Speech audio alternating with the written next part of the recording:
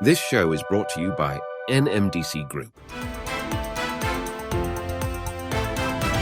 Forbes Middle East announces details for the Under 30 Summit, and Saudi Aramco Q3 net profit dives 23%.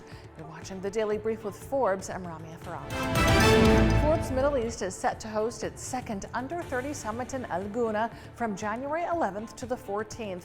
It will take place at the Al Gouna Conference and Culture Center within the fully integrated sustainable town by Orascom Development.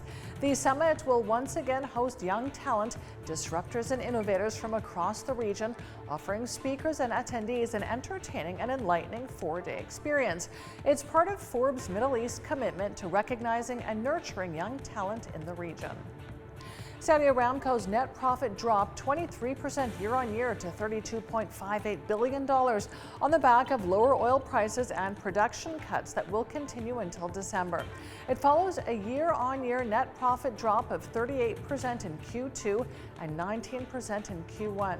Last year, oil prices peaked at over $130 per barrel. This year, they're averaging $85.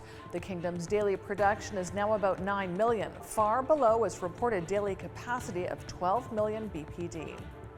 Jumla Pharma saw a net profit rise 77.6% to $66.07 million in the first 9 months of this year. Revenue grew 24.1% year-on-year to $238 million. Jumla's EBITDA margin grew to 32.5%, with EBITDA rising to $77.38 million. Officials say the results were driven by volume growth, price increases, and new product launches. They say Jumla's top 5 brands witnessed double-digit sales growth, with 10 new brands added to its portfolio this year. UBS posted a Q3 loss of $785 million as it integrates Credit Suisse. Analysts were expecting a $430 million loss. It's the first quarterly drop since 2017. UBS says it's now stabilized Credit Suisse and continues to grow the franchise. It brought $22 billion in net new money into its wealth management business in Q3.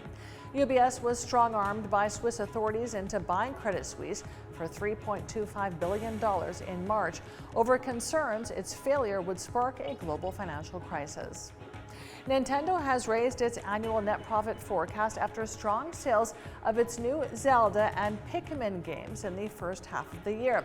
The Japanese gaming giant now forecasts net profit of $2.8 billion for the 12 months to the end of March, up from a previous estimate of $2.26 billion. Each title released this fiscal year has sold well. The IMF has raised its 2023 economic growth forecast for China to 5.4% this year, compared with a previous estimate of 5%. It cites a strong rebound in domestic demand and recent policy measures announced by Beijing. After a tough year for China, there's been optimism in recent weeks, with Q3 expansion coming in at 4.9%. It's slower than the previous quarter, but much better than expected. That brings us to today's Forbes Real-Time Billionaires ranking, which tracks the daily wins and losses of the world's wealthiest people. Our biggest loser today is LVMH's Bernard Arnault. He's down $2.5 billion, now with net wealth of $184.4 billion. Our second biggest loser today is Warren Buffett. He's down $1.6 billion, now with net wealth of $115.9 billion. And our biggest winner today is Oracle's Larry Ellison, up $1.1 billion with net wealth of $137.9 billion. Check out our website and our social media for all of the latest Billionaires news. And a $120 million Picasso, a $40 million Monet, and a $60 million Ferrari will be up for auction in New York this winter. Sotheby's and Christie's are auctioning several big-ticket lots this season, trying to top last year when total sales hit a record $16 billion. Picasso's Femme à la Montre is expected to fetch $120 million. The bidding for a 1962 Ferrari 250 GTO will start at $60 million. I'm Ramia Faraj. This is the Daily Brief. Thanks for watching. See you tomorrow.